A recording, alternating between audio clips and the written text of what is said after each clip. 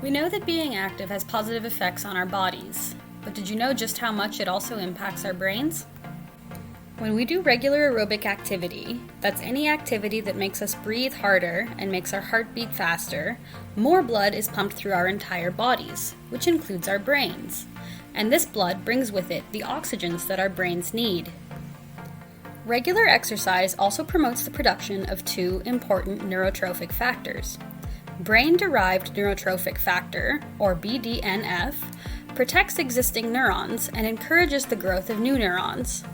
A single session of exercise can cause a temporary spike in BDNF, but regular exercise will raise your baseline levels. Oxygen in our brains will also increase production of vascular endothelial growth factor, or VEGF. VEGF causes the formation of new blood vessels in the brain in a process called angiogenesis.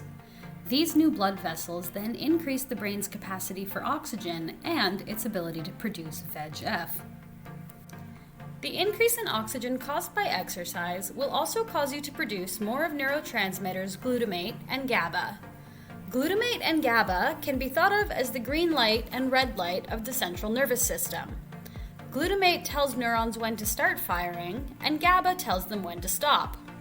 Having more of these neurotransmitters available allows the entire central nervous system to run more efficiently.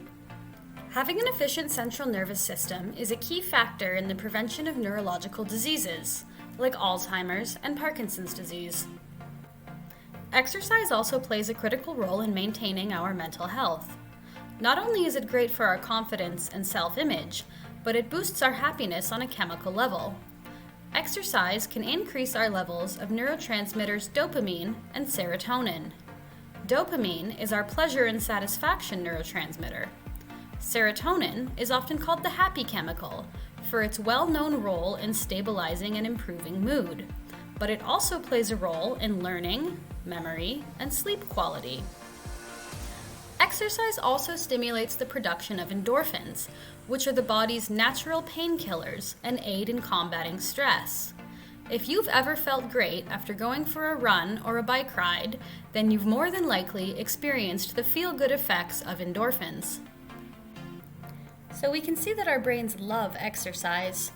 But how much exercise do we need in order to achieve all of these brain-boosting benefits? Current guidelines recommend that adults get a minimum of 150 minutes of moderate to vigorous physical activity per week and do muscle strengthening activities at least 2 times per week. Ideally, we want adults to get 300 minutes per week, but we do see significant benefits with 150.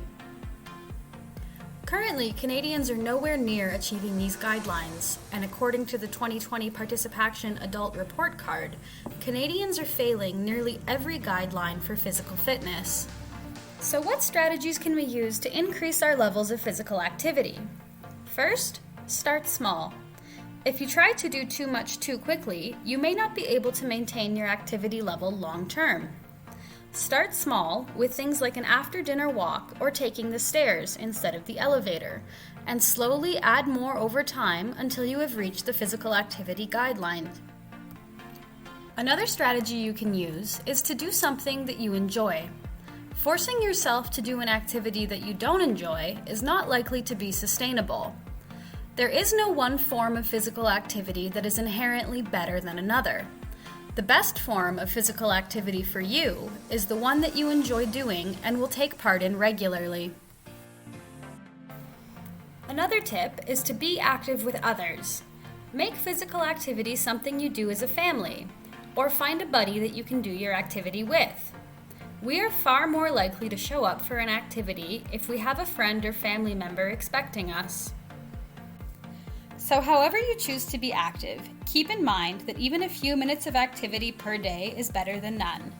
No matter how much you do, as long as you get moving, your brain will reap the rewards and be on the way to being the best brain that it can be.